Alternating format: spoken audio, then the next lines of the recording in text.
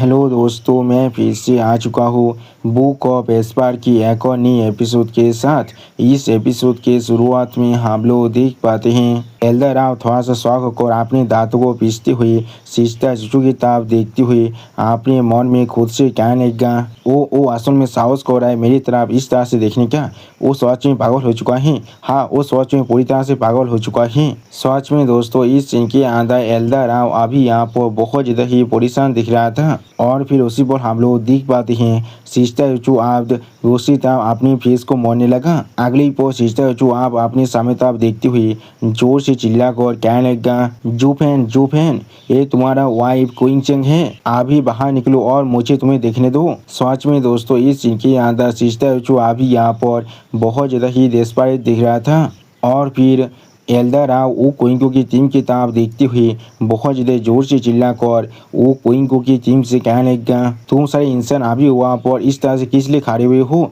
क्यों ना तुम लोग यहाँ पर उसे अभी पागल कर खींच कर ले जाओ। उसी वक्त एल्डर राव की इस तरह की बात को सुनने के बाद वो क्वींको थोड़ा सा परेशान होकर हेलियन फिल्म शेख के यो मास्टर की तरफ दिखने लगा, लेकिन कुछ भी नहीं कह पाता है। अगली पर वो क्वींको और भी ज़्यादा परेशान होकर सिस्टर चुचू की तरफ देखते हुए सिस्टर चुचू से कहने लगा, जूनियर सिस्टर क्वीन चेंग, यहाँ पर शायद तुम्हारी रिंग के साथ कुछ ना कुछ गलत है। जूफेन पहले से ही मर चुका है, उसके लिए यहाँ पर अपेयर हो पाना पूरी तरह से नामुमकिन है। हम लोग को तुम्हें फिर से ट्विन ड्रैगन एकेडमी के अंदर ले जाने दो। उसी बादर वो क्वींको की इस तरह की बात को सुनने के बाद सिस्टर चुचू बहुत ज़्यादा जोर से चिल्लाकर सीनियर बादर वो क्वींको से कहने लगा, नहीं, ये रिंग कोई भी मुझसे झूठ नहीं कह सकता है, वो जरूर यहाँ पर ही है। और फिर सिस्टर चुचू बहुत ज़्यादा रोते हुए जोर जोर से चिल्ला कहने लगा, जूफेन। उसी वक्त दूसरी तरफ से जूफेन भी सिस्टर चुचू की इस तरह की हरकत को देखने के बाद बहुत ज़्यादा परेशान होकर गुस्से में अपने दांतों को पीसते हुए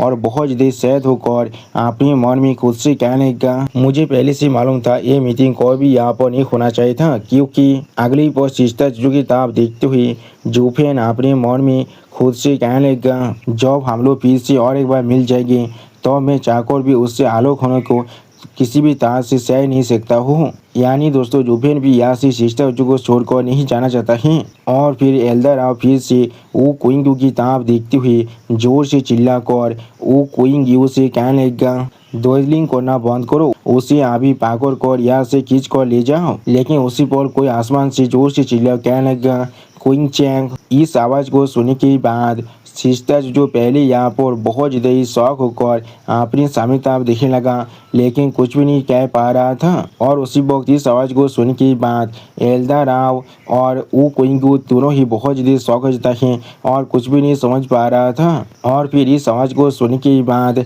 सिस्टर हुआ, सिस्टर दैन और एलिन तीनों ही बहुत ज़्यादा शौक हो जाता है। और सिस्टर हुआ जोर से चिल्ला कर पूछने लगा, ये आवाज़ किसका है? क्या ऐसा हो सकता है? अगली पर सिस्टर जो बहुत देर होते हुए थोड़ा सा खुश होकर जोर से चिल्ला कर कहने लगा, जूफेन, इस सच में तुम मैंने बिल्कुल सही कहा ना? तुम आज भी यहाँ पर जिंदा हो, मैंने बिल्कुल सही कहा ना? सच में दोस्तों, सिस्टर जो के फेस को देखकर ऐसा लगा था वो अभी यहाँ पर बहुत ज़्यादा खुश है। अगली पर आप सिस्टर जो की इस तरह की बात को सुनने के बाद एल्डर दो और एक एल्डर बहुत ज़्यादा ही शौक हो जाता है।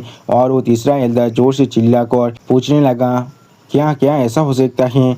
जूफेन सच में यहाँ पर नहीं मरा है। उसी वो एल्डर दो भी बहुत ज़्यादा जोर से चिल्ला कहने लगा, अगर जूफेन यहाँ पर नहीं मरा है तो भी हमारे पास जरूर इन सभी शेख के डिस्कशन के बारे में आंसर मिल सकता है। अगली पर अब हम लोग पेश के अंदर से बहुत ज़्यादा ही फायर पहाड़ को बाहर निकलते हुए दिख पाते हैं, जिसे देखने के बाद वहाँ पर मौजूद हर एक इंसान बहुत ज़्यादा ही शौक हो जाता है और कुछ भी नहीं कह पा रहा था। और फिर जूफेन आप अपने कैओस फायर को एक रूप देती हुई थोड़ा सा मुस्कुराते हुए उन तीनों एल्डर से कहने लगा, तुम तीनों छोटे बच्चे कोई के तुम्हारा साहस भी कैसे हुआ मेरे जैसे एक बुद्धि आदमी के सामने अपने प्राइमोर्डियल स्पिरिट को इस तरह से रिवील करने का? अगली पर आप हम लोग देख पाते हैं जूफेन अपने कैओस फायर के मदद से यहाँ पर एक बॉडी को बनाते हुए थोड़ा सा मुस्कुराते हुए उन तीनों एल्डर से कहने लगा, तुम लोग सच में खुद को कुछ ज़्यादा वैसी ताकतवर समझ रहे हो। उसी वक्त जूफेन की इस कैओस फायर से बने हुए इस बॉडी को देखने के बाद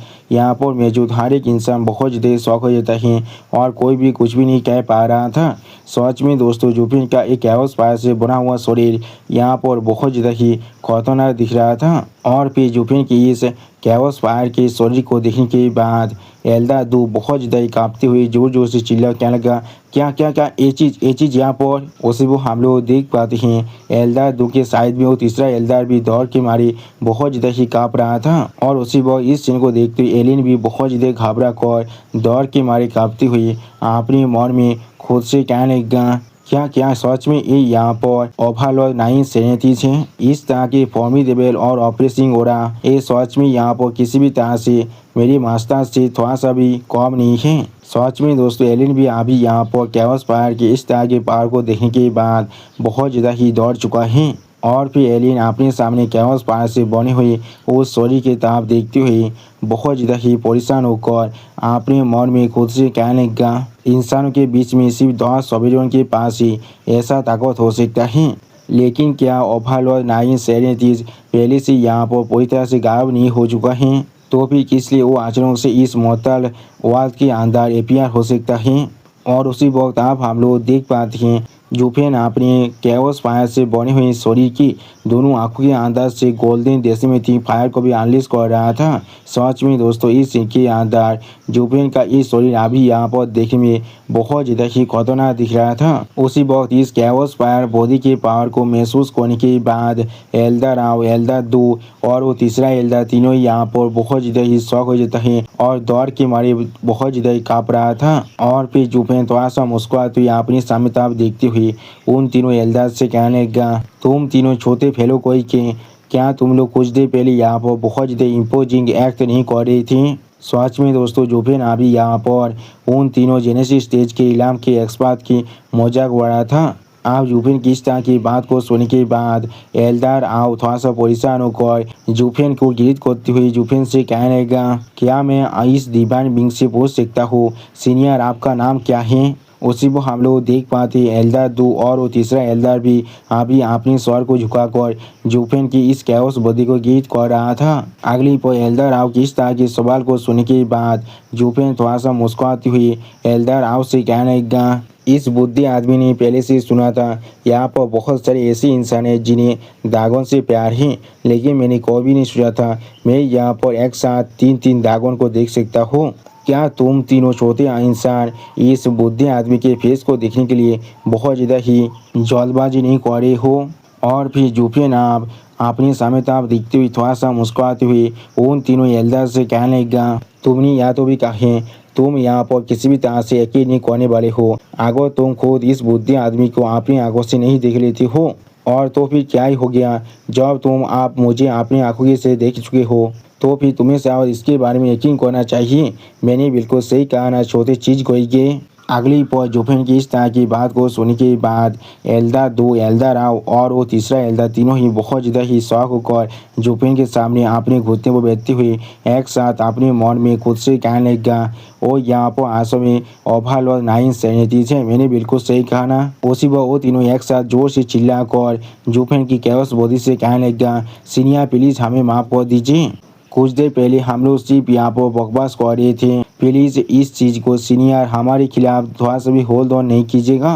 सच में दोस्तों ये तीनों एल्डर आप जूफेन के सामने सिंसियरली अपने स्वर को झुका चुका है। अगली पर इस तरह की बात को सुनने के बाद जूफेन थोड़ा सा मुस्कुराते हुए उन तीनों एल्डर से कहने लगा, तीनों छोटे बच्चे कोई के, क्या तुम लोग को भी लग रहा है इस बुद्धि आदमी का टॉलरेंस भी बिल्कुल तुम्हारे जैसे इतना तो कम है? वो छोटा से लड़की सिर्फ कुछ बार तुम्हारे खिलाफ बात किया था और तुम उससे ही यहाँ पर इतना गुस्से में आ चुके थे और तुम उसी वक्त यहाँ पर एक लॉन्ग फेस को बना चुके थे और या तो भी तुम एक छोटे सी लड़की पर अपने हाथ को भी उठाने के लिए तैयार थे। और उसी पर जूफेन थोड़ा सा मुस्कुराते हुए उन तीनों एल्डर से फिर से कहने लगा, अगर ये बुद्धि आदमी भी बिल्कुल तुम्हारे जैसा होता तो फिर मेरे इस 3000 ईयर्स जिंदगी के अंदर मुझे नहीं मालूम है मैं कितने सारे इंसानों को सच में मार चुका होता। सच में दोस्तों इस इनके अंदर जूफेन का एक कैओस बॉडी यहाँ पर देखने में बहुत ज़्यादा ही खतरनाक दिख रहा था। अगली पर जूफेन की इस तरह की बात को सुनने के बाद वो तीनों एल्डर बहुत ज़्यादा परेशान होकर अपने मन में खुद से कहने लगा, क्या वो कह रहा है वो यहाँ पर 3 लाख साल से भी ज़्यादा वक्त से जिंदा है? तो फिर इस बुद्धि आदमी के कल्टीवेशन असल में यहाँ पर क्या है जो वो यहाँ पर 3 लाख साल से भी ज़्यादा वक्त से जिंदा है? हमारे पूरे वेस्टर्न स्टेट की सेक्टों के इतिहास के अंदर कोई भी आज तक 10,000 साल से ज़्यादा वक्त तक जिंदा नहीं रह पाया है। मुझे सच में समझ नहीं आ रहा है इस बुद्धि आदमी के कल्टीवेशन का इल्म सच में यहाँ पर क्या हो सकता है। वो शायद पहले से यहाँ पर जेनेसिस स्टेज को पार कर चुका है और फिर जुफिन का कैओस बॉडी आप एक्सपीरियंस स्पेस बनाकर अपने सामने तरफ दिखने लगा, लेकिन कुछ भी नहीं कहता है। उसी बहुत दूसरी तरफ से सिस्टर चुचू भी आप ही जुफिन की कैओस बॉडी की तरफ देख रहा था, लेकिन कुछ भी नहीं कह पा रहा था। अगली पौर सिस्टर चुचू की तरफ देखते हुए जुफिन का कैओस बॉडी सिस्टर चुचू से कहने लगा, कोइंगचेंग ये बुद्धि आदमी सिर्फ तुम्हें यही कहने वाला है। और फिर जुफिन के रिंग को अपने सामने सामन करते हुए कि जुफिन का कैओस बॉडी सिस्टर चुचू से कहने लगा, क्या तुम कुछ देर पहले इसी रिंग की बात कर रहे थे। अगली पौर उस रिंग को अपने हाथों के सामने देखने के बाद सिस्टर चुचू बहुत ज़्यादा शौक होकर आप जुफिन की कैओस बॉडी से पूछने लगा, क्या ऐसा हो सकता है जुफिन। लेकिन उसी पल आप अचानक सिस्टर चुचू बहुत ज़्यादा रोते हुए जोर से चिल्लाकर जुफिन की कैओस बॉडी से कहने लगा, लेकिन ऐसा कैसे हो सकता है, किस लिए उसके रिंग। लेकिन उसी पर सिस्टर जो कुछ रियलाइज करने के बाद बहुत देर शौक को अपने सामने जुफिन की कैओस बॉडी की तरफ दिख रहा था, लेकिन कुछ भी नहीं कह पाता है।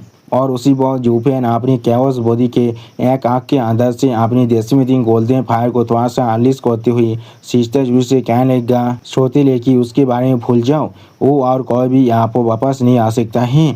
अगली पौर जुफिन की कैओस बॉडी की इस तरह की बात को सुनने के बाद सिस्टर चू यहाँ पर बहुत ज़्यादा शौक हो जाता है और कुछ भी नहीं कह पा रहा था।